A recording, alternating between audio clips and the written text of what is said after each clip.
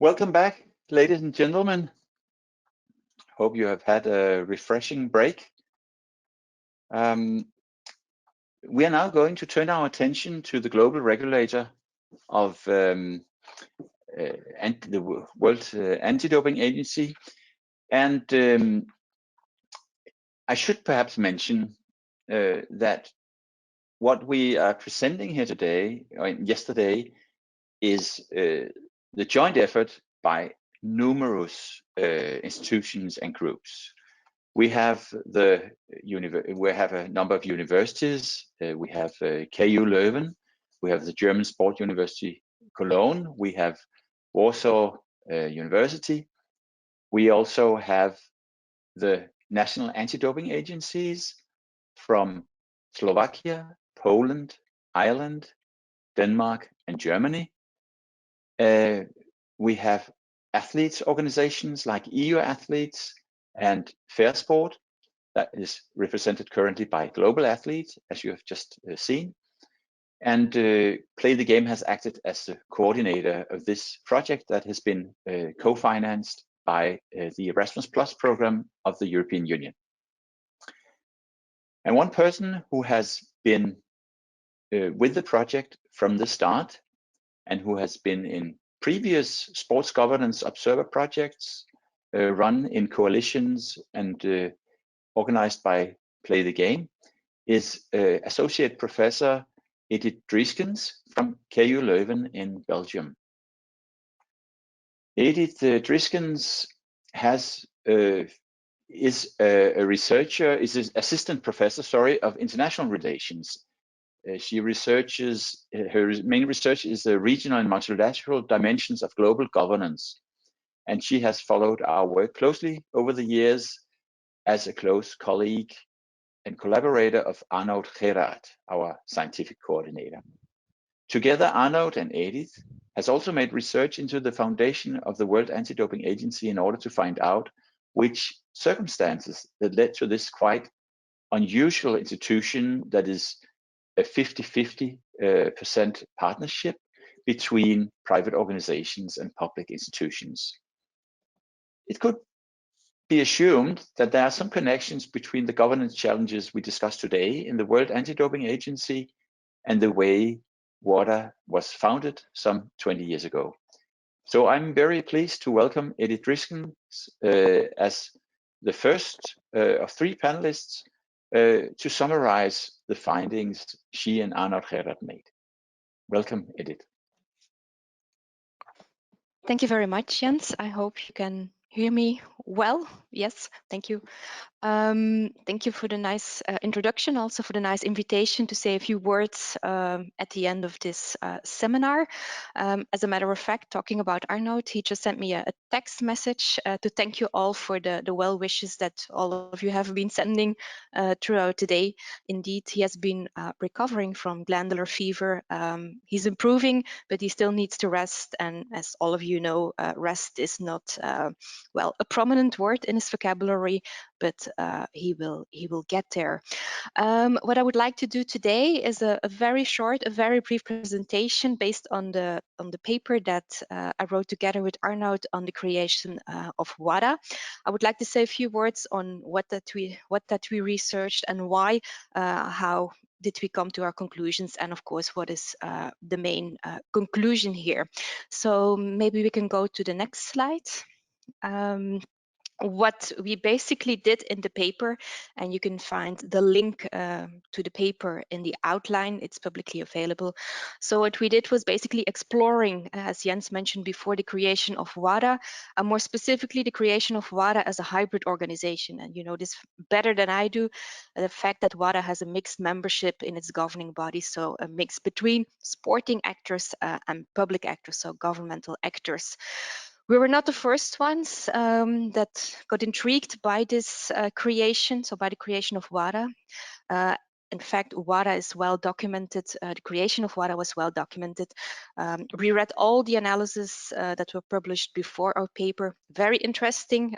Some of them really read like a detective, a mystery novel, but it also left us with a rather unsatisfactory feeling because it really didn't answer the question why Wada was created as a hybrid organization. So why anti-doping was not left in the hands of the sporting bodies, so in private hands. What came from the literature was really the idea of a very unique situation, a very unique case, some kind of perfect storm that touched down in Lausanne, and a lot of things happening, and suddenly we had Wada as a hybrid organization. So almost an accident, and as I say in French, almost some kind of accident de parcours. So I'm not a sporting researcher, so my main field of research is not sports. I'm a scholar focusing on international relations, and I'm always intrigued by people focusing on sports, telling me or trying to convince me that sports is a very unique sector, very unique rules, very unique representation, and so on. So if you tell me unique, I immediately go into the question, okay, let's try to figure out if we can model this uniqueness, if we can see some broader patterns. So basically what we did was indeed looking into WADA as a hybrid organization, the creation of that, and we did this for two reasons. So on the one hand, the knowledge gap, we are academics, so we would like to contribute knowledge.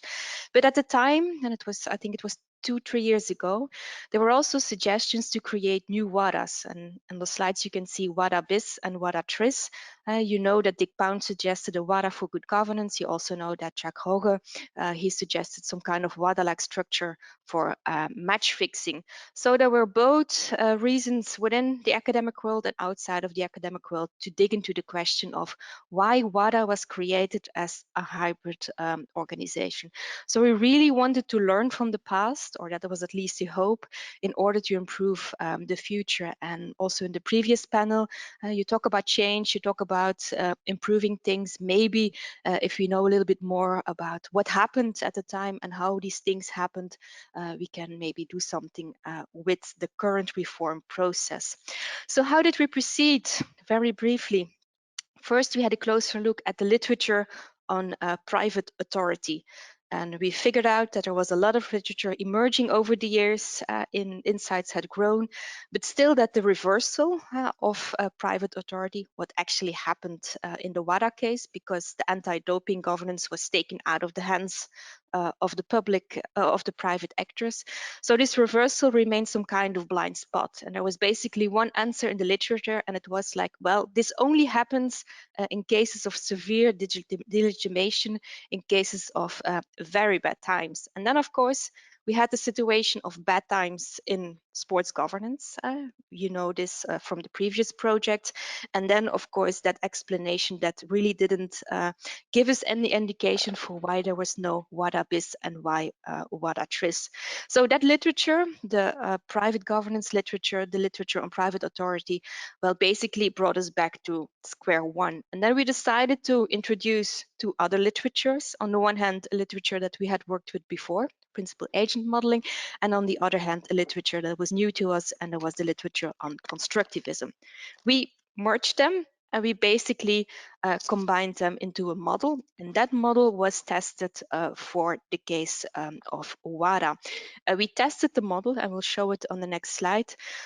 We tested the model basically by building on a lot of original data, so policy documents. We are very happy that many of you were willing to share their notes, their folders, their files, their boxes, everything that was in the attics and in the basements from the early days, from people involved in the creation of WADA.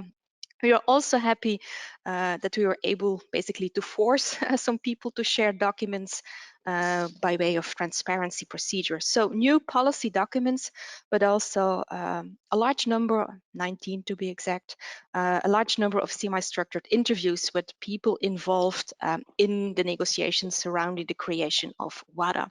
So basically, we designed a model based on the literature, and we tested it for the WADA case, so the creation of Wada, and we built it upon a large number of new data, new policy documents, and also elite interviews. And then the results, you can see it on the next slide, is basically a model, a 5-step model, a 5-step sequential process. And we're not going to go into the model. The main message here is that all 5 steps had to be taken and were taken in order to create WADA as a hybrid organization. So it was not one person, it was not one event, and it was not one country. It was not Festina, it was not Lausanne, and it was not Dick Pound, to put some names on these categories. It was much more complicated. It was really a sequence of 5 steps that had to be taken in order to come to this hybrid organization. So it was much more complex than was suggested in the literature, but, and that surprised me really, it was also quite logical in light of the theory that we built it in the first part of the paper. I only want to focus a little bit more on the 4th step, because the 4th step is really about the hybrid nature of WADA as an organization. You can see it, it's printed there. A viable de-delegation solution is proposed before high agency costs decrease. So they had to come up with a solution to put it in a nutshell. The de-delegation means taking the power back from the sporting actors.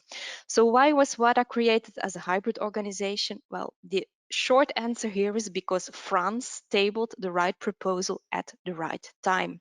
So Lausanne made clear that governments did not really disagree about the creation of WADA, but there were some problems about the extent to which sporting actors could control the organization. And so different proposals were tabled at the time in terms of de-delegation. Tony Banks, he suggested, for instance, that it had to go to a UN body. France suggested a mixed body with government actors, scientists. So many proposals were tabled at a certain stage in the negotiations, and only one proposal was considered to be viable. And that's the proposal that France tabled at an EU-level working group in March 1999. And you can see the reference printed in red on the slide. And that was the proposal really focusing on the equal representation between the sporting actors and the governmental actors. It was not a proposal from scratch, built upon previous work done by the IOC, but it was really this proposal that was accepted and was taken forward when WADA was created. So as I mentioned before, not one event, not one person, not one country, a complicated story, but also a very logical story in light of the theory. And then indeed the main idea, so the hybrid nature, is discussed in the 4th step of the paper if you want to read it. And there you will see that it was France who basically tabled the right proposal at the right time. And then on the next slide, you can see some ideas that we have for future work, because this project is now coming to a closure. And of course, we are thinking already, you are not only thinking forward in terms of WADA reform, but we are also thinking forward in terms of researching WADA. And it would be very interesting for us to have your views on our ideas. What really strikes us is that in the literature, WADA is seen as a success formula. And I know that you have different or more nuanced ideas in that regard. So basically questions that we would like to tackle in the future is why or why not is hybrid governance resulting in good or better governance? What do you see as the most important barriers, inhibitors in that regard? And how can we ensure that WADA is truly independent, so from both governments and sporting actors? And then the main underlying question is a question that I really like to answer: does autonomy equal effectiveness or not? So why not? And then in terms of politics, and this was also mentioned in the previous panel, the politics of WADA reform. So WADA is the result of some kind of intergovernmental coordination, if you read our paper. So the question here is, to what extent do national governments still act as blocks or as a block in the sports governance world? What are the most important barriers here, inhibitors here? And of course, what about the EU. So I am an EU scholar, and I really would like to take a closer look on the EU's functioning within the organization. So I look forward to suggestions, your comments, things that you consider to be relevant for future research. We really want our research to be policy relevant, so all recommendations in that regard, all suggestions are very welcome. Thank you for your attention. And of course, feel free to call us if you still have some interesting materials, some folders, some files. I know that many of us have decluttered basements and attics because of COVID, but maybe you still have some boxes left. That would be very interesting for us to take a closer look again at Wada. Also, again, a big thank you to the participants of the Copenhagen NADO workshop. We presented a very first draft there, so very first ideas, and your input has been very valuable. So thank you, and I'm looking forward to the ideas, the insights of the other panelists. Thank you very much, Edith, for this overview, a more systemic approach, in a helicopter view of the foundation of Wada. Of course, based in facts and testimonies and many other things, and I hope you will make a book and a movie one day, maybe. But as all good researchers, you also ask with a number of questions, so you have leverage for more research in the future. That's very wise. For the near future, Edith will stay in the panel and take questions. And talking about questions, we didn't receive that many questions for the first sessions. That's why we actually received none, only one in the break. So, but to the participants of this event, don't hold back. You have a question function, and I'll do my best to read what appears on my screen. It's in a very tiny block, but I'll try to identify the questions anyway and pass them on to the panel. I am not sure now who more we have on the line, because I can only see Edith Drieskens and myself. So maybe I can, there we have one more, that's Akaash Maharaj, and Michael asked, it all helps, and we are still waiting for H Mclaren. So, but there has been some difficulties reaching him. So what we will do now is we will take the next panelists with some introductory remarks, and that's Akaash Maharaj, who in his day job is quite far away from the sports world as the CEO of the Mosaic Institute in Canada. But Akaash Maharaj is also an equestrian athlete who has shown very great interest and expertise in sports governance from many positions. For instance, when he was chairing the Global Organization of Parliamentarians Against Corruption, and he was also a member of the committee that prepared the Wada governance reforms. So Akaash, I'd like to welcome you in this setting. And I hope you will be so kind to share some short reflections on where you see the most important challenges to Wada governance today. Thank you, Jens, and thank you to the organizers of this conference both for hosting it and for inviting me to be part of it. As Jens mentioned, I did serve as one of the 2 independent experts who helped lead Wada's previous governance working group. That is the perspective I hope to offer your deliberations, but really it's not the reason I'm here. As you also mentioned, I'm a former athlete and rode for Canada in equestrian split arms. And I have to tell you, on the very first day of my first outing at the International Championships, I came last, and I mean dead last, as in the fetid stench of death hung about that performance. It wasn't until the subsequent championships that I won my gold medals. Nevertheless, riding out onto the field of honor that first day and carrying my country's flag will always be one of my proudest and most joyous memories.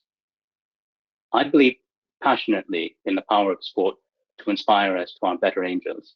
Fair play, equality of opportunity in the pursuit of excellence, humility in victory, and grace in defeat. And in my own life, I have seen sport draw bitter enemies together across borders as peers in a shared passion. And I have seen sport as a force for social change, transforming private hearts and public attitudes in a way that political legislation simply cannot do. That is why I'm here. Because if Wada's governance architecture leaves it incapable of protecting the integrity of the sports system, then all those ideals perish. I won't take much time rehearsing what a sound governance architecture for Wada would look like. I think really the answer is too well understood to necessitate much debate. Effectively, Wada's management and executive committee must be fully independent and free from the influence of those whom it regulates from sport or state.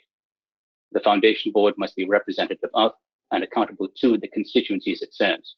And that includes the athletes whose lives hang in the balance, the citizens and states whose funds it spends, the NADOs who enforce its rules and deal out its justice, the medical experts who enable it to keep pace in the doping's arms race, and the entire sports sector, Olympic, Paralympic, and the majority of sports who are neither, all of whom rely on it to maintain a level playing field. There should be a separation of powers and an end to duplication between the executive committee and the foundation board. To put it very concisely, Wada must govern itself to the same standards that it expects of others. The vexed question for us is not what Wada should become, but why it has been unable to change. And I believe that it is because at its highest levels, international sport is not about sport integrity. It is barely about sport. It is about money and power. It is about the ability of money to buy power and the ability of power to command money. And for any of us to pretend otherwise is an abject exercise in self-deception. So where does that leave those of us who genuinely believe in the ethical imperatives of sport?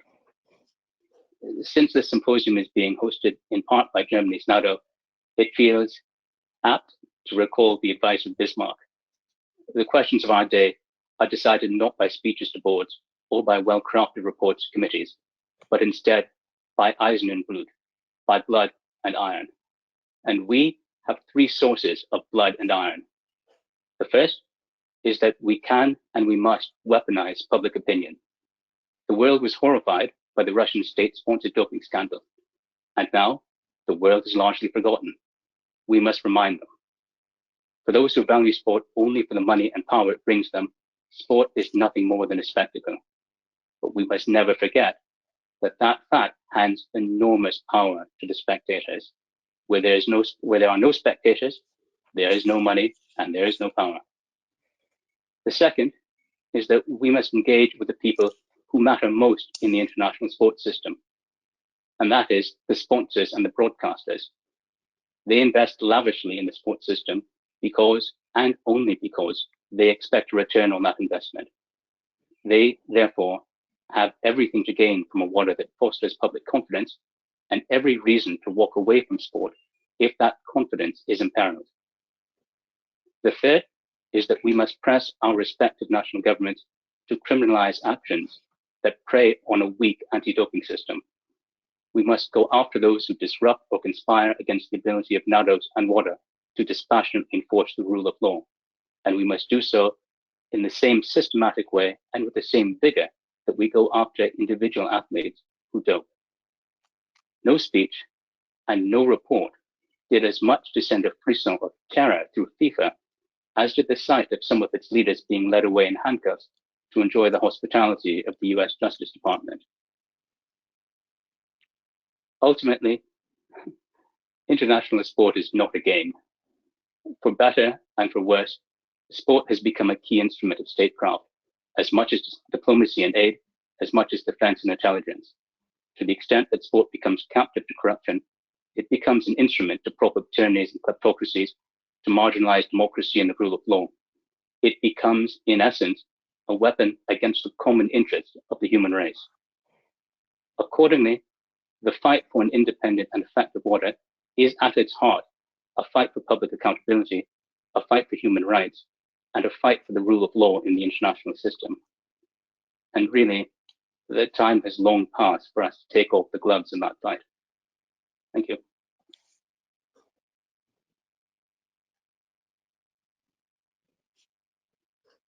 Thank you very much, Akaash, for this eloquent and powerful and very direct message.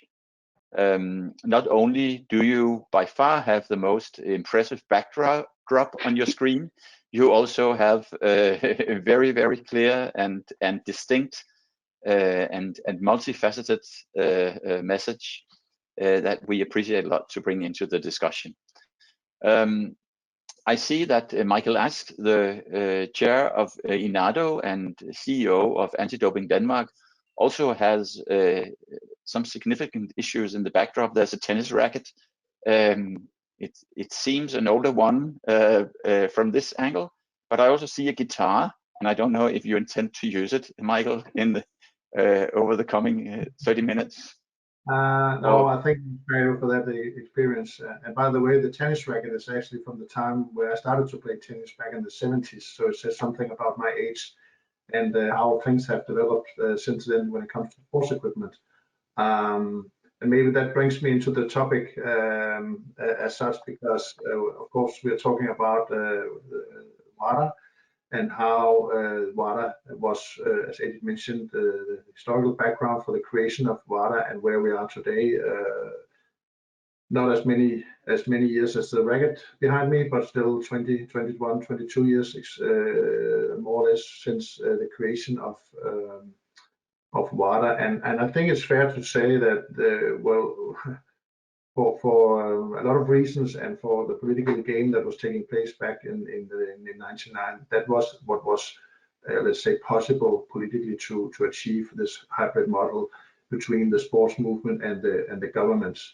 And I think back in those times, it was probably a good, in many ways, a good solution. And for the first time, a system was created where you start making rules and obliging athletes and everyone connected to sport to obey to those rules. So from that point of view, Wada was a great invention, and I'm still, and I would like to state that from the beginning before I start my maybe more critical remarks about where Wada is today. I think, and I still think, is that Wada is a fantastic solution to a big problem that really can, if it's not taken care of, can destroy everything that we like with sport, and can ultimately, get people to not to be interested in sport. And as Akaash mentioned, the sponsors and broadcasters, etc., will walk away from sports, and we won't have sport as we all know it and I guess love it. So for that point of view, it was a great idea. And I also think that Wada in many ways have developed operationally in a very good way, and have done many good things over the years. So just to make that clear, and the reason we, and I say we, I mean iNADO, NADO Leaders Group, other groups wants a stronger Wada and a more independent Wada. That's exactly because we want Wada to survive, and we want the system to survive, because otherwise we will go back to the more chaotic circumstances we had back in the 80s and the 90s, and nobody wants that. But that also, a necessity for that to happen is that Wada changes, and things have changed over the years, also to the better in some ways. But fundamentally, we still have the same organization, the hybrid organization, and that is not good enough anymore, in my opinion. And I would like to try and explain why. First of all, things have become much more complicated. The system has evolved. The Wada, the World Anti-Doping Code, is around 180 pages, judicial language, which is hard to understand even for experts. And underneath the code, we have a lot of standards and technical documents, which really requires that you work with this every day to be able to understand what the content of the documents and the impact, and also to find sometimes the flaws in the system, and to change and revise the rules. And still we have only, so to speak, government representatives who are very often sports ministers or vice ministers from their countries. This is just a small part of their daily task. And to be a little bit blunt, they don't really know always what they are deciding at the governing bodies. And then we have the sports movement, who are better because they work with this every day, so they understand the topics better. But they are also very united and very, I would say, protective in keeping the power within their own ranks. So that is one reason that we need more professionalism into the governing bodies of WADA. And the NADOs, obviously, I think is a key player there, because we do most of the anti-doping work, and we also have some obligations, societal, indirectly through our governments, where we not only are we signatories to the code, but we're also obliged indirectly to do certain things in our societies, because our governments have, most of them, ratified the UNESCO Convention and the Council of Europe Convention on anti-doping. So there are a lot of good reasons for that. And obviously the athletes, which we have heard about before, they are the center of the whole issue, and it's obvious that they should have a much stronger voice in determining how the rules should be structured and how they should be revised, and possibly other groups as well. Then I also think it's fair to say that we have entered 2021, and I think the need for good governance principles in general in our societies around, at least in the, let's say, democratic part of the world, is stronger and stronger, and by that I mean the need to separate the powers is much more present now, or the discussion also in other aspects of our societies, and therefore we strongly advocate for making revising the WADA system in a way where the legislative part, the foundation board, should consist of more stakeholders, as I just mentioned. And then we should work towards an executive system, an executive committee, which consists of independent persons who can take also the tough decisions, like when we had the Russian scandal, without being influenced by political or other economical or whatever interests. And then finally, we have the judicial system, which I will not go into today because it's not within the scope of WADA, such as the caste system, which I also think need a revision in general, but we can take that maybe at the next seminar one day. But just to make to wrap it up very shortly, we, iNADO, which I represent as well as the chairman of the board, nobody wants a stronger WADA more than us, but we just think it's necessary to have a strong WADA that can survive and can evolve, to have those principles more in place when it comes to the partition of powers and a broader stakeholder representation. Thank you. Thank you very much, Michael, also for a set of very clear recommendations. Now it's my pleasure to welcome Richard H. Mclaren. Good morning. We are very happy that you can be here. We can think of no one who has a better knowledge and more experience in dealing with the mixture of how geopolitics, sports governance, corruption, and doping can be intertwined at the top level of sport.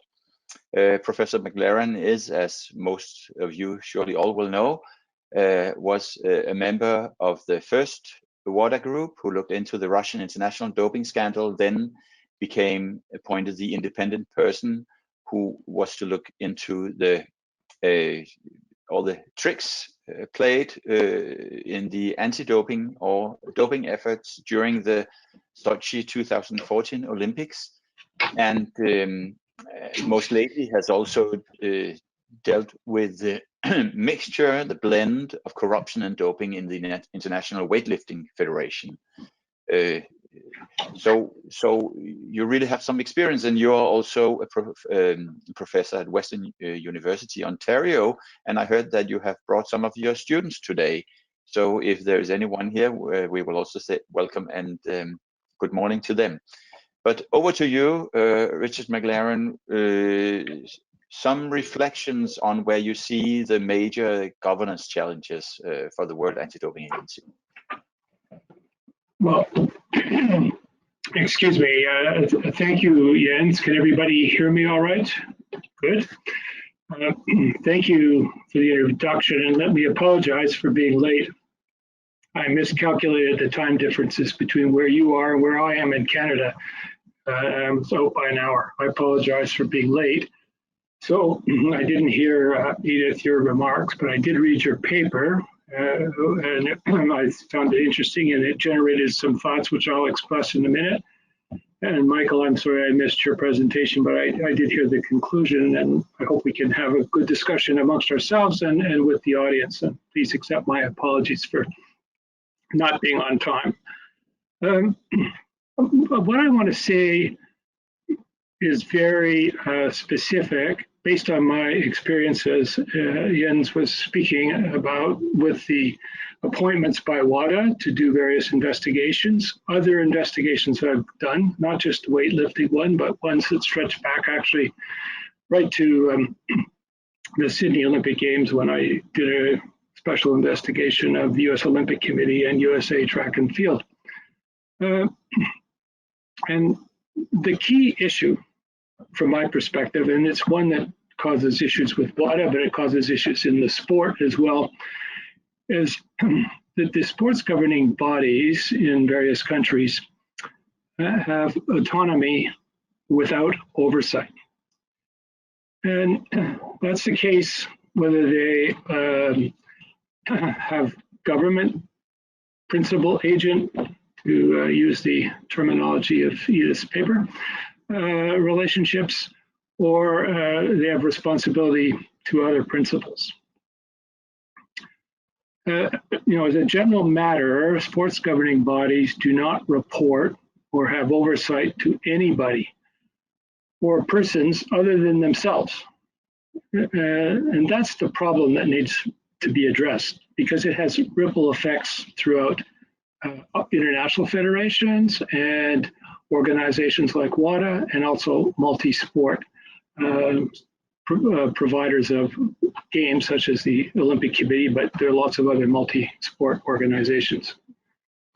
The outcome of that autonomy is that individuals within this autonomous organization, they seize control for their own personal and sometimes corrupt purposes. I don't say they always are corrupt, but my work has been mainly in that direction, but they also personal reasons.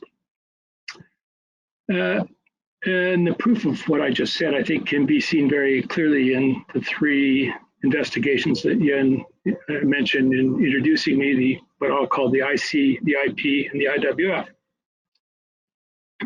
Now, as I see it, autonomy abused by sports administrators. Now, by that I mean the people that are actually paid employees of the sporting organization, and they're elected overlords, elected by the sport themselves. Sports officials often do things for their own purposes and not really for the sport, and particularly not for the athletes of whom the whole organization exists to support, develop, and see the growth of the sport. In my view, that's what causes the ethical scandals that we see. Because once an agent is designated, there is no oversight. Be that agent an international federation, national governing body, or as I said, a multi-sport organizer.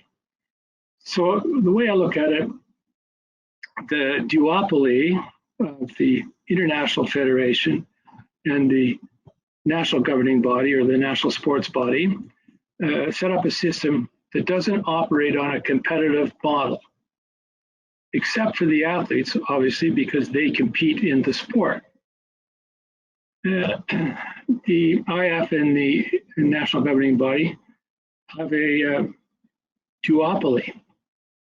And that duopoly, when they operate independently as the International Federation, is a monopoly, and when they operate independently in the national governing body, it is also a monopoly. No other body is recognized by the International Federation. No other federation is recognized in the sport by the IOC than the one that has been designated. And it's that monopoly control, the absence of competition really with other bodies, which might force them to be more responsive to what's going on across the board, although they always say they are responsive, particularly towards athletes. I know many athletes question that point. But that monopoly control at their respective levels is what enables the abuse that I've seen. And that gives rise to the ethical standards, scandals, and without oversight. The only time these situations are examined is in a crisis, which is not a good time to examine them, which is why a seminar like this is such a good thing to have and discuss, where different points of view can be expressed and debated, because I think we all have different prisms through which we look at these problems. And I see this coming a lot from my investigations. And I think we also need to seize the moment, because the moment is now to engage in governance. Right now, there is a strong political appetite for active change of governance. And as I'm sure you've been discussing, and we will discuss, Wada has gone through a number of governance changes. There's many people advocating for much more. However, that appetite for improvement of sports governance is temporary or transitory. It won't last forever, and the sporting community has to strike now while the iron's hot and make the changes and do it in the absence of crisis, because crisis is not, in crisis you have to respond to what are the immediate problems, and you don't look to the longer term and the impacts. So that's really my opening remarks, as it were. And thank you, Edith, for stimulating my thoughts in that regard. And I'm sorry, Michael, I didn't hear more of what you had to say, but I'm sure we'll hear something further from the audience and yourself in the discussions. So thanks for the invitation. Thank you very much, Richard. Maybe I can help with a brief summary before I go to the questions from the audience, because when I hear you speaking about organizations without oversight, and I hear Michael Ask talking about the same organizations having the upper hand in water, there's a power imbalance in favor of these organizations. And when I hear Akaash Maharaj say that for these organizations, it's not about sport, it's about everything else. Is it what we're waiting for? Is it then the perfect storm that Edith Drieskens mentioned, the perfect storm that gave rise to the foundation of Wada? So is it now that we are actually calling for a global oversight body that would cover all international federations, even WADA, maybe also other sports institutions, and not only benchmark them, but also regulate their governance standards and their practices? Are we calling for such an oversight body, or would we just move the problem one step further up? I'd like your comment. For all that goes for all the panelists, and maybe I could start with Akaash. Okay, well, I would say that if the question is there value in creating a new body to oversee the overseers, I would say that depends entirely on the quality of that body. It's very easy for bodies to be created for the purpose of manufacturing the appearance of integrity while doing nothing at all in that direction. In general, my own sense is that the greatest levels of corruption and inefficiency come from a concentration of power. Systems become more efficient and more democratic when power is dispersed. I think as a result, the idea of having a large number of organizations that are subject to public pressure rather than under the enthrall to a single organization, I worry that one overarching organization that is responsible for integrity of the entire sports system would simply become one giant target for those who want to take the sports system captive. But I do think we need not wait. I would say the analogy between a storm and a moment of decision is that we have the ability to summon the storm ourselves. We need not wait for circumstances beyond our control to conspire to bring that about. And I think the greatest pressure that we can bring to bear to cause institutions to reform is in part public sentiment. That is to say, the public needs to know what is going on behind closed doors, and we need to make it our business to enable the public to know what's going on and therefore to apply pressure. And the second is that we need to ensure that those who control the money understand, people like sponsors and broadcasters, understand that sport integrity is in their best interest. I would say that if one looks back into the somewhat distant past, the most horrific examples of doping happened during the 60s, during the 70s, far worse than what is going on now, especially in countries behind the Iron Curtain. And there is a trail of people who have committed suicide as a result of the effects of doping, forced doping on them.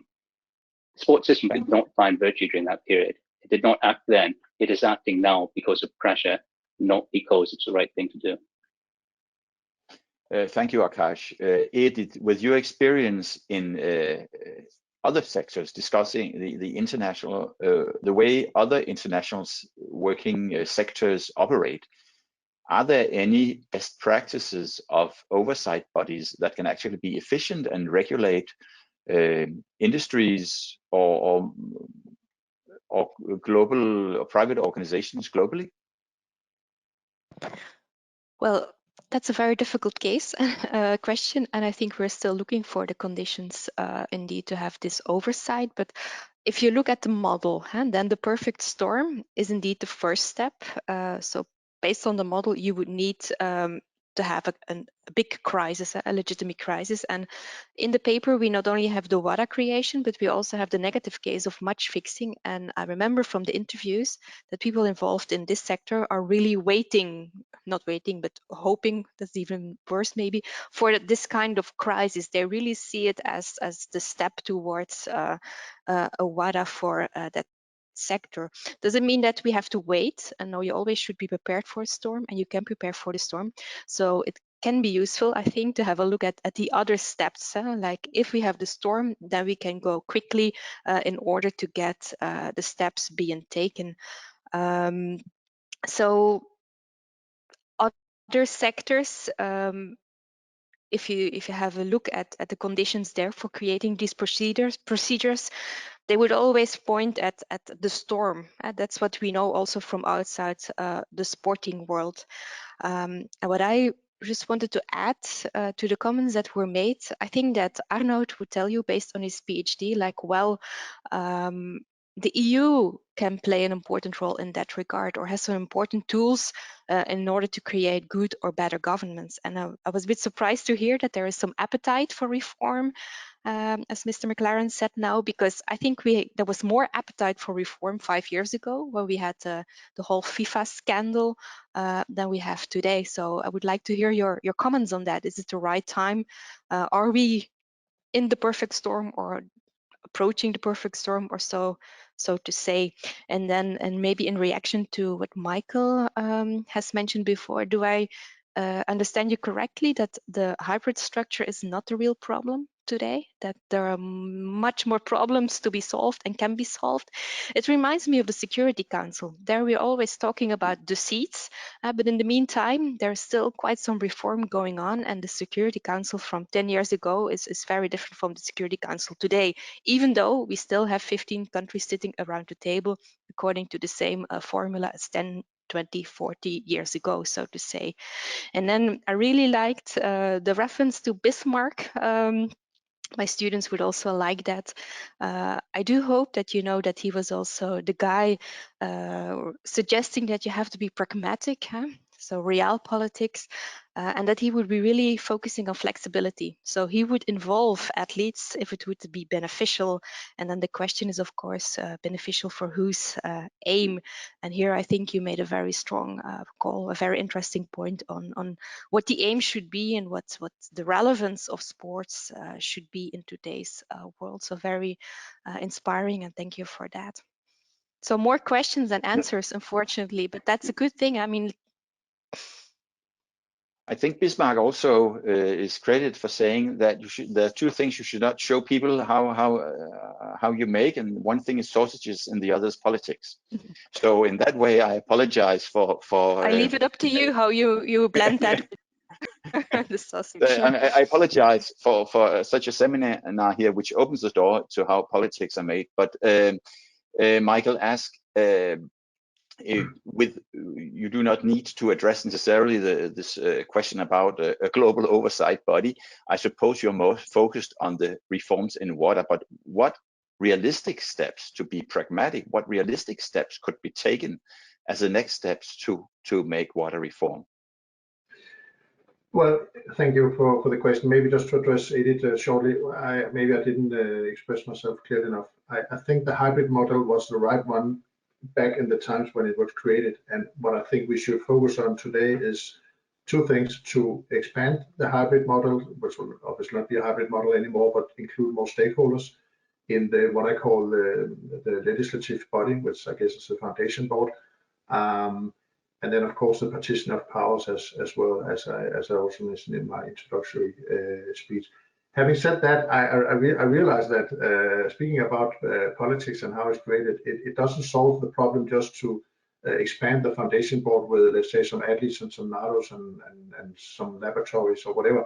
That's not, I mean, that will be good in a way, but it will not change fundamentally the governance structure. It needs a lot of hard work, and it will take years, I think, to get to the point where we can see a fundamental change in the way that Wada is being sometimes run in a way that is hard to from the outside to see sometimes why the decisions are taken and who has taken the decisions. It's not so transparent, which is something that we struggle with generally.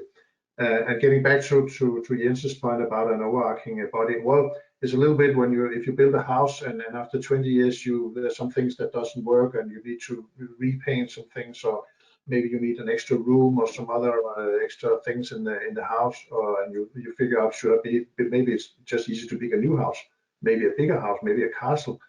And you can always have those deliberations. I would say I would rather work on Wada, because I think Wada is not, I don't think Wada is broken in any way. I think Wada has done some good things over the years, and I would find it much easier to work along the lines which we just have discussed on improving the governance, more transparency, more inclusion. And I think you can look out in the world actually to not only to NADOs but also to other to some IFs, like the one that Richard has been heavily involved with, the International Athletics Federation, and others who actually have realized that they need to change the structure if they want to survive and they want to be credible to the audience and to the athletes. They need to do some things. And one option is also to include some other integrity issues, which is also being done in some countries like Australia, to a certain extent in Canada as well. So you start to look at integrity in sports as a whole and as a general problem. And a lot of the tools we know now relatively well from anti-doping, we can actually transfer into the combat against match fixing, against sexual abuse, or whatever kind of other integrity issues we have. And I think that, I mean, along the way, it could be something to consider also for Wada to take under their umbrella. But if they want to be credible, they also need to change the structure and the way they work in many ways. Richard Mclaren, do you think Wada should expand? Would it repair Wada to build a bigger house and include all other integrity issues? Or do you see other steps that could be taken right now to remedy the challenges that many critics of Wada address? Well, first, I think Wada, when we first engaged as the independent commission, they didn't view themselves as a regulator. It was really a result of those crisis investigations that they changed their whole mode of operation and realized that they have a regulatory role as well as a performance evaluation role with how accredited labs work and the whole doping control procedures work throughout the world. And there's been a couple of references to match fixing. I'd like to refer to them, but at the end of this conversation point, and go back to Akaash and your points about public pressure. It was really public pressure that brings these crises to the fore, caused primarily by investigative journalists. It's very rare if I can't think of a good example where there's been sport self-reform. But public pressure isn't enough, and it only wells up in the face of scandal from that autonomy that I was speaking about earlier. So an oversight body that there is one, well, there's actually two good examples, and they're going in slightly different directions. You have the World Athletics Federation, the old IAAF, with its athletics integrity unit. Now that unit combines doping and match fixing, but it also combines reviewing the suitability of individuals for candidature for high offices within the sport and many other things. What they've done, as I look at it, is they've effectively created an independent but paid for by their own resources regulatory body. So they have their oversight comes from that integrity unit. Now, if you look at sport across the world, you'll see pretty much every website talks about integrity and integrity officers. I happen to be the integrity officer for FIBA. Now, that's all very well, but those are not the kind of regulatory oversight that I think is required. So I think I look at that and say that's one model that different other sports could copy. Now, they have tremendous resources, which many sports governing bodies don't have. So that means, do we need some other organization for these lesser sport governing bodies? Perhaps yes. The answer to that's perhaps a yes.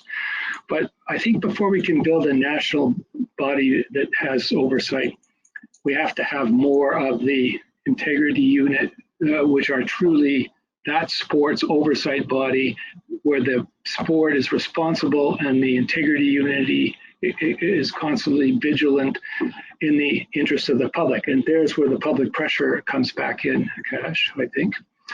And the other model that you can look at, and it's evolving at the moment, is the SIA, the Sport Integrity Australia, where they've combined doping and they combined match fixing, and they've now got a national oversight body. So there's two different steps, I think, that need to go into place before you can really go to a larger oversight body in sport. And that's sports need to either on their own or in a group of 8 or 10 that are of less financial resources have create their own oversight body, and that those be at the sporting level. Governments do something similar to what Australia has done. And with those stepping stones, I think you possibly could build a oversight body for the world, similar to WADA. Should WADA take on that role? No, I do not think that's correct. And the reason is they're very focused on and have a culture now related to doping. This is, if you want to bring match fixing, for example, and other kinds of oversight rules into that structure, it requires a whole different set of personnel, a different orientation, and a different set of problems. I've been deeply involved in match fixing for the last 12 years, particularly with professional tennis, but other bodies. And it's a growing problem. In fact, I think, to go back to what Edith was saying earlier, the perfect storm is about to hit, and it's going to be in match fixing, and it's going to be of a magnitude greater than what went on in the Russian scandals. And it's going to ripple. It has impacts all over the world: North America, Asia, Middle East, and of course Europe. So, thank you. One last thing: match fixing, I think, can't use the Wada model either. I want to reserve match fixing to the end here, because the Wada model is built on contractual agreements and consent with a single statutory item, the World Anti-Doping Code. And then that step down in its exact same format, right down to the national and below governing body level. You can't do that with match fixing because of the jurisdictional issues and the lapping over of criminal conduct. It's a very much trickier problem to put into one single oversight unit. But to try and put it into the doping one, I don't think that's going to work. But Australia's trying it. The International Tennis Federation is trying it with their new International Tennis Integrity Agency. We'll see how that works, but that's my view at the moment. All right, we now have, thank you very much. We now have about 20 minutes for questions from the audience. And Martin Holmen Lausen from Anti-Doping Norway has a question which asks, is Wada truly a hybrid model, or rather a private foundation with a few governments on the board alongside representatives of sport? What are the limitations of Wada as an organization being based on a private law in the sports governance tradition, rather than one that would be intergovernmental? And he asked this question both in terms of the limits of the authority that Wada has, its role vis-a-vis governments, and the division of powers as both legislator that lays down the principal rules, and here the question disappears from me. Maybe it was too long, but basically you could say the construction, this construction based on private law, is that really helpful for Wada's purpose, or would it be better to have a transnational based on let's say the public sector cooperation? Do you have any remarks about that? I hope, Martin, that I translated your question and understood the intention of it. Maybe I can say something. Yes, please. Maybe I Edith? can say something about the first question. I didn't really get the second question, so I'll focus on the first one. It's not really an answer. I think as a researcher, I see a lot of opinions in that regard and gut feelings, but I don't see little research on who is really defining the negotiations, the decision being taken. So that's the reason for why we would like to focus upon that in the future.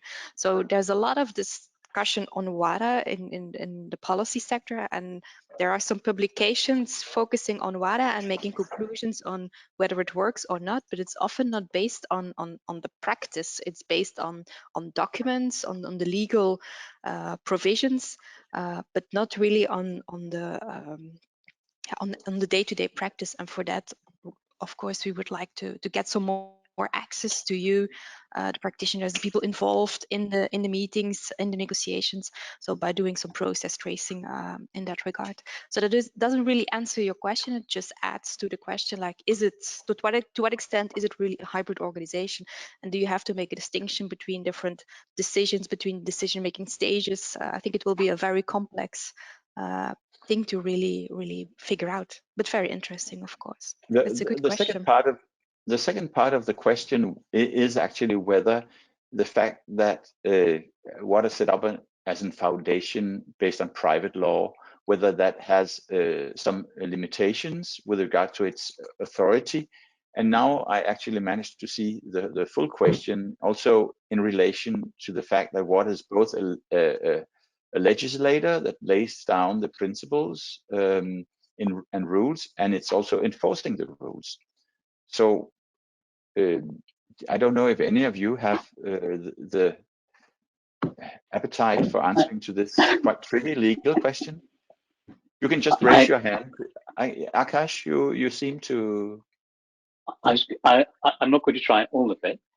Since Edith has taken one part, I will take one part as well, and that is what is status as what is effectively a private corporation or private not-for-profit corporation foundation incorporated in Switzerland. It is a very unusual situation because ultimately the legal basis for Wada's work is the United Nations International Convention Against Doping in Sport. And I cannot think of another UN treaty where private actors are not only a party to the convention, but they are a 50% party to the implementation of the convention. That is to say, on the foundation board of WADA, half the seats belong to governments and half the seats belong to the International Olympic Committee. And while the reasoning for that is the fact that those two groups collectively put in 50% of the money, I think one needs to step back and think, what are the implications of this for public accountability? In effect, it's saying that the global regulator, a kind of global law enforcement, is constructed so that a small private corporation, the International Olympic Committee, has as many seats as all the governments governing 7.5 billion people on the planet. It is a remarkable state of affairs, and I think not a healthy one.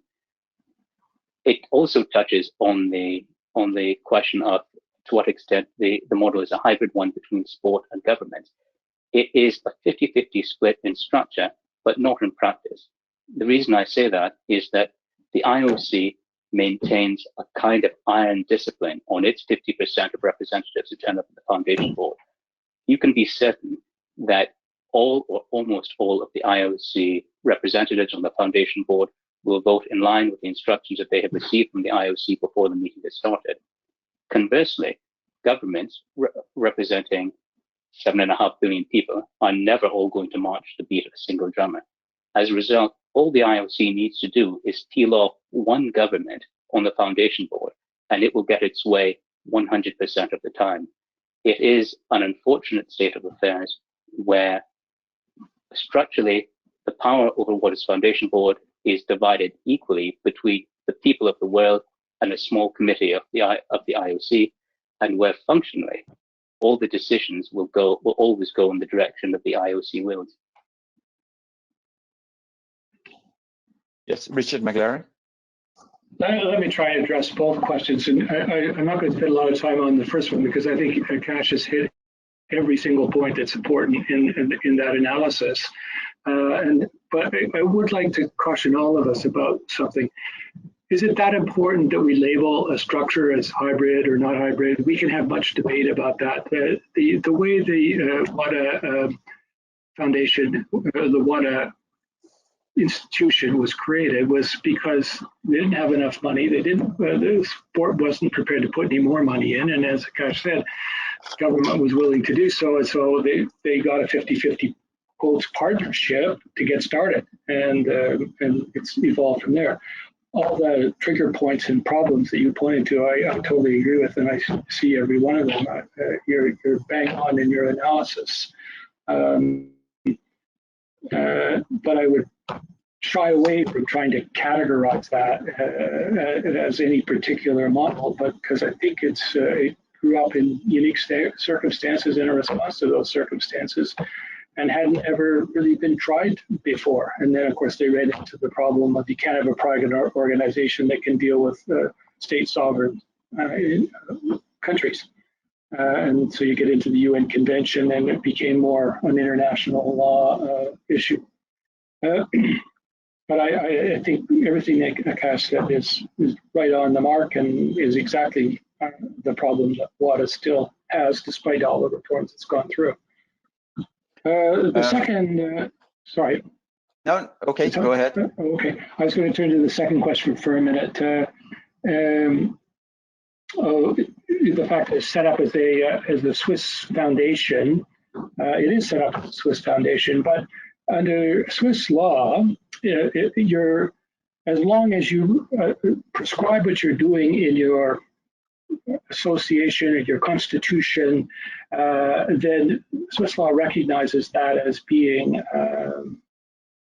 what that particular entity's obligations are and the sphere in which it operates. So I don't think the way it's legally structured has an impact at all on how it's set up. It was set up because there was a scarcity of cash, government had cash, and the two government and sport could go together. And of course, the whole push for Wada in the first place was so that the IOC didn't have oversight of this whole area. But as Akaash points out, the IOC still does have too much influence, I think, on Wada, and that's a problem that I think will get corrected going forward.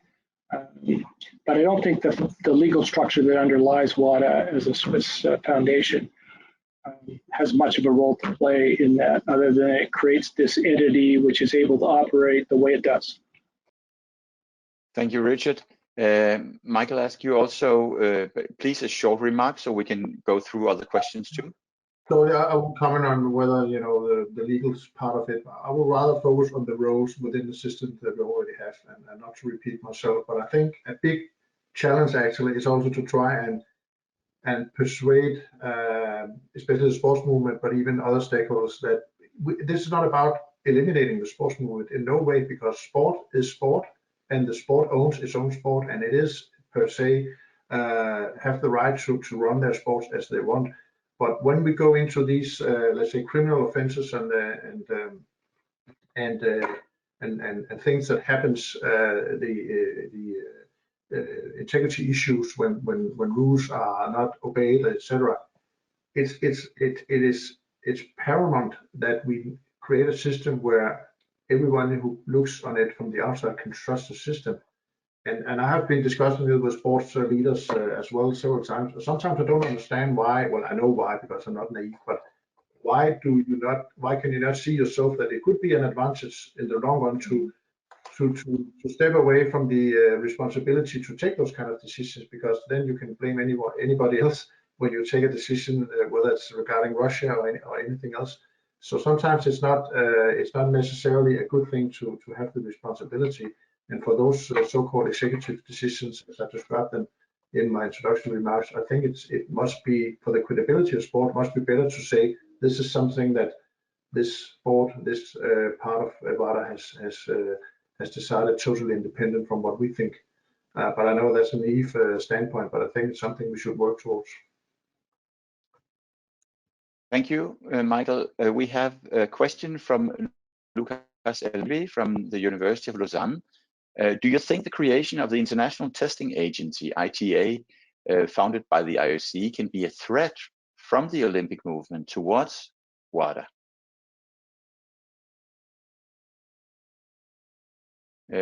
Yes, I see two. Sorry, Akaash, I didn't see if you, Mark, but I see two hands. Richard? I think the short answer is yes. As it was originally proposed, it looked like it was going to be an alternative to WADA, which would have far more control centered in the IOC. As it's evolved since, it seems to be a subset, perhaps, of WADA's structures, where it acts to assist small sports that don't have the financial resources to run a proper anti-doping program, and also pursue individual infractions. And if it stays within that role, then I don't have as much trouble with it as if it tries to get into the larger regulatory role that WADA is currently occupying. Thank you, Michael. Yeah, I very much agree. And seen from a more operational point of view, I think actually ITA has been an asset to the fight against doping, because, as Richard also mentioned, they are representing more, let's say, professionally, some especially smaller IFs. And as seen from another point of view, it's easier to cooperate with one body that actually knows what they're doing than cooperating sometimes with IFs that don't really have proper anti-doping work when it comes to the fact. But apart from that, on the more, let's say, political side, we were and we still are skeptical to the structure and the close, let's say, attachment to IOC, even though I have seen some developments in the board structure that it's more independent than it was from the beginning, at least. but we will still, of course, keep an eye on that. But apart from that, I think many NADOs can actually say today that we actually have a good operational cooperation with RTA, which is, of course, positive. Good. We have a question from Antonio Julio Nunes, who is CEO of the Anti-Doping Authority of Portugal. He is asking questions about how Wada and the anti-doping community, in light of the many demands we have to governance and so on, how couldn't we deal with the fact we have so different socio-economic realities? Within that framework, how can you guarantee a fair and transparent sporting environment where everyone can be held responsible for their actions? I think that plays a little bit into the debate we also had when we presented our results, and there were several references to the fact that you have very different financial and cultural and political settings for the anti-doping work. Maybe some of you will comment on the socioeconomic diversity.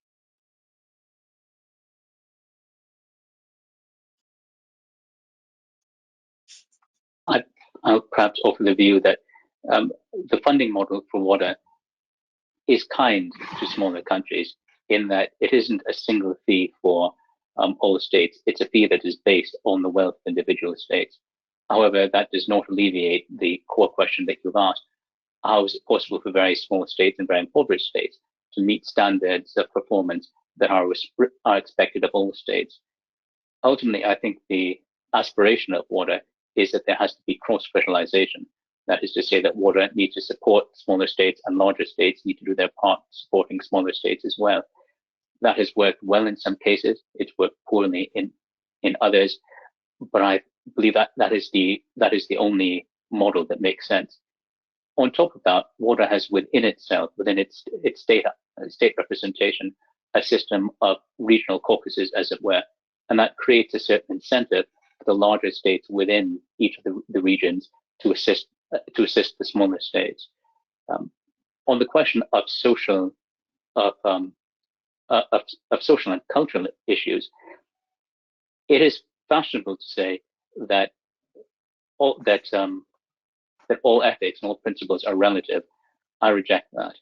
There are some fundamental human rights that apply across the world, and the rule of law is meaningless unless it is the rule for all of us. That being the case, the key question is always, is there a mechanism within WADA that allows everyone to have a voice in the forming of the rules? But once those rules have been formed, they must apply to everyone.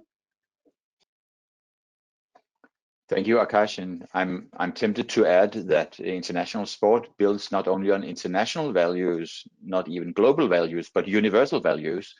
So there is somehow a leverage for claiming that when it comes to ethics and creating a level playing field, that should be at least common values for all. There's a question from Adam Pengelly saying, people take decisions based on incentives and motivation. The decision makers within WADA have to date shown limited desire to develop WADA's governance to established international standards of good governance. What specific incentives do you believe need to be in place to change this motivation and actually enact thorough reform? This is very much an extension of what Akaash has also said, and to a certain extent, Michael, that can the appetite for reform in the anti-doping system, can that be stimulated somehow?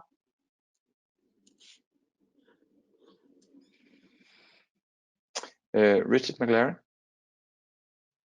It's a very good question. My observation is that sport can't reform itself. And if it can, the World Anti-Doping or the World Athletics Agency would be an example. It's only going to come out of a crisis where they're absolutely in and have to do something. Sport just doesn't have the ability to reform itself, and I think that's partly caused by the diversity of the members of sporting international federations and even down in the national governing bodies. So highly unlikely that sport can really reform itself. How can you incentivize it to reform outside of a crisis? I've thought about that, and I don't have a good answer for that. But it's got to come from people and strong leadership who have a vision to bring it about. And that's actually how Wada got created in the first place, because of a strong vision of Richard Pound and many others, but he was the spokesperson of it. So the cultivation of those types of individuals within IFs and governing bodies and within current WADA, that you need that sort of driving spirit and force to bring about change. Beyond that, I don't have any good suggestions. I have been trying to figure that out, but I haven't got any answers yet. I'd like to throw in a question from Rob Keeler, who also in his question asks for something similar. He said, under the current water structure, conflicted actors are the same ones now deciding on water reforms, and how can meaningful change be realized? So I think this, as we are nearing the end of the seminar, I think maybe you could have some concluding remarks together with some input for how to inspire, how to strengthen the drive for reform, if we are not waiting for a very bad weather forecast and a perfect storm. Michael asks. I'm not a historian, but I think at least that history shows that the most changes come from, of course, pressure towards the people who have the power. And the people who have the power in Wada today is mainly the sports movement, and to a certain extent the governments, but the reality, as Akaash also mentioned, I agree with that, it is the sports movement. And I think what could change and would change things along the road is pressure from outside, and especially pressure that will damage the sports movement, so to speak. So they will lose money, they will lose spectators, they will lose broadcasters, fees, etc. And I think actually, maybe I'm too optimistic, but I think we have seen small signs in the last couple of years that things have started to evolve a little bit. And when we're talking about sponsors, we have recently the ice hockey World Championships in ice hockey, where Wada threatened to withdraw their sponsorship because it was supposed to take place in Belarus, and because of the political situation there, they didn't want to support that. And this is, of course, nothing to do with doping, but I still think if you can draw some parallels, because if the system gets too flawed, and we have a similar Russian scandal or something similar, where sponsors and broadcasters start to think, well, why do we spend our money on this flawed sports system?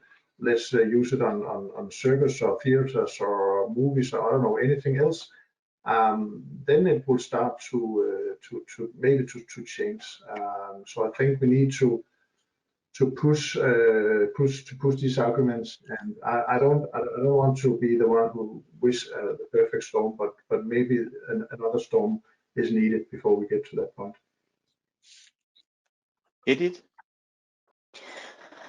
Yes, I think in one way it's easier to create a perfect storm now than it was so many years ago, because we live in a different context, the context of social media.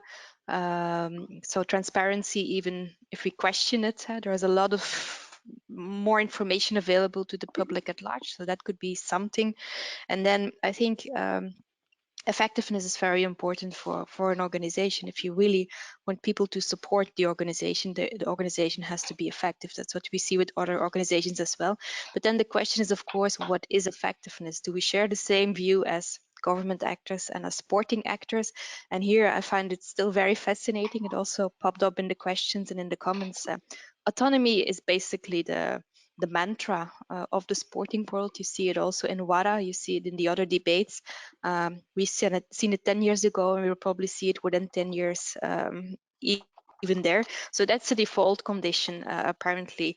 If you're going to create a new organization, if you're going to reform, if you're going to do whatever you like, that will be the one thing that's really important to keep in mind, that you cannot do something that touches upon that autonomy. You can try to tweak it a bit, but that's basically the default condition.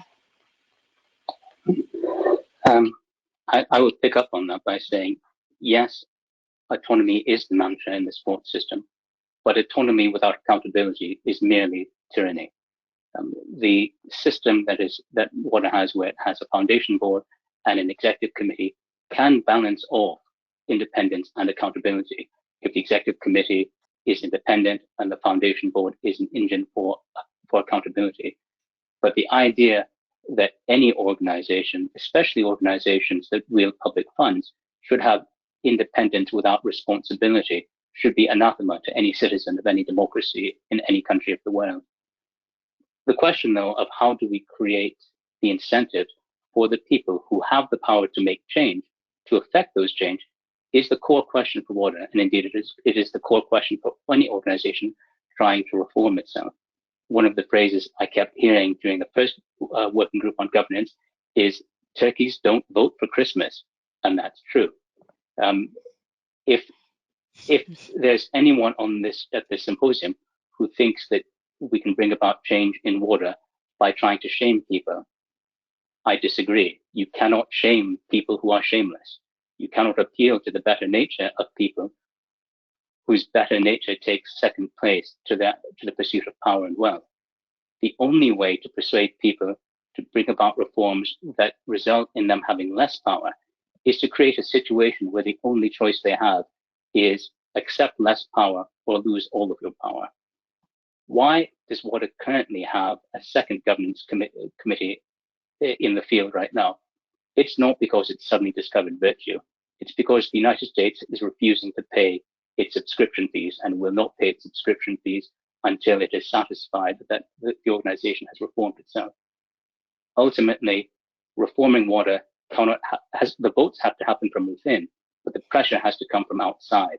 It has to come from funders, that is both governments and private sector funders like broadcasters and sponsors, saying that we will turn off the taps if you do not satisfy basic standards of good governance. And it has to come from public sentiment, from people saying, we are less likely to watch your competitions if we think those competitions are fixed, either through match fixing or through the use of doping. Ultimately, the only hope to persuade the people who now control Wada to give up some of that control is to confront them with a situation where either they accept less control or they end up with no control at all. And that is not something that happens internally. That is something that happens in the world at large. Thank you, Akaash. And I give the last part of the debate to H Mclaren for some concluding remarks. Thank you. 3 points and then an overview of those 3 points. How do you strengthen the possibility of reform or strategies for reform? I agree with the comments that you need pressure. And how do we create pressure? One is we need a strong investigative journalist core around the world. We have that to a degree, but we need it more. And second, I think the demand for disclosure should be a constant pressure point from anybody who's studying this area or helping investigative journalists or simply acting for other organizations seeking the reform such as the US anti-doping agency is doing with respect to WADA. Constant pressure for more public, open disclosure, often referred to as transparency. And thirdly, you have to aid that pressure is the kind of conferences we're having here with Play the Game. They're very important, I think, because they stimulate people's thinking, they cause the audience to have different thoughts, and that's a good strategy for pushing for reform. And finally, Akaash mentions, and this is key, the purse. The power of the purse has a lot to do with this. And all sports always need money. They need it from sponsors, they need it from government, they need it from the IOC. And the threat to remove some or all of that, and also to make sponsors responsible for the use of their money when they give it to sporting organizations, the power of that purse is very important in stimulating reform. Those would be my points. Thank you very much to each and every one of you for this very illuminating debate. I think we have at least one common denominator here, and that is that we need a joint kind of joint action, a kind of synchronized pressure from the inside of the sport, from the outside of the sport. I came to think, now that we have a Belgian here, about the proverb I learned, which was from your neighbor country, but maybe in the Flemish culture you have this, that trust arrives on foot but leaves on horseback. And it's very interesting that Akaash points to the role also of the audience, because when you combine that with the power of the social media today, we see how, if not the storms can arise quickly, then at least the winds of change can come very quickly and at a speed that is very, very difficult to handle for old-fashioned institutional types, that the ones we are operating in, basically. So it's interesting to see whether we will soon count in a new group among the people that we count as stakeholders, and that would be fans that seem to be better and better organized in many sports political questions. But thanks to all of you for enlightening these questions. I know that all the organizers of this event, we're very, very happy that we could have such a high level debate. And I will now, for some words of farewell and see you later, hand over the floor to Andrea Gotzman, CEO of NADO Germany.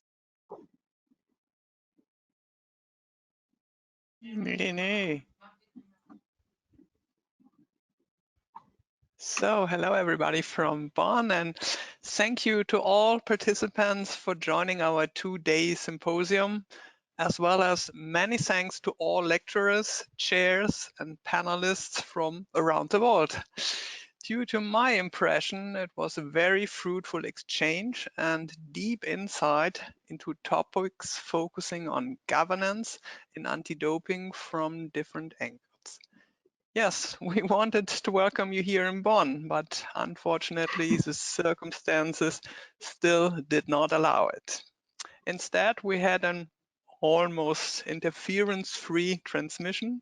Special thanks to all who supported us in handling the conference software during those 2 challenging days. So they are namely Kim Heidbrink, Elisa Rotte, and Franziska Heinrichsmeyer.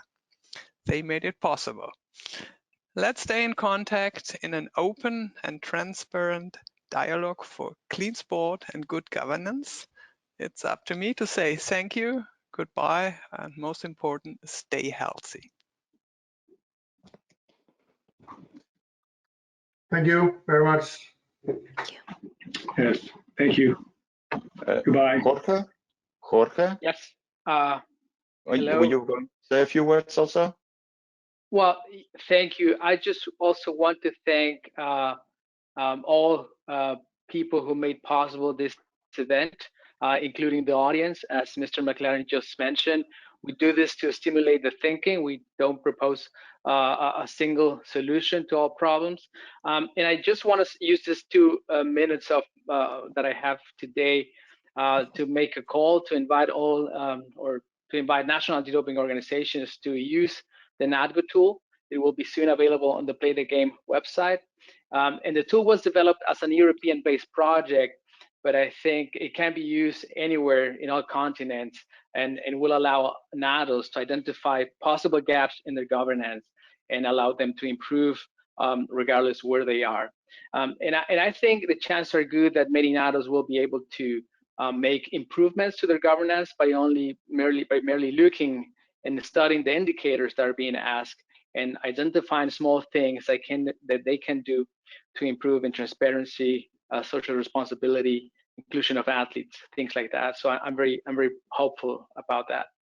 So I hope that the entire community embraces a tool like this, so it becomes a point of reference when we talk about good governance for anti-doping, for national anti-doping organizations.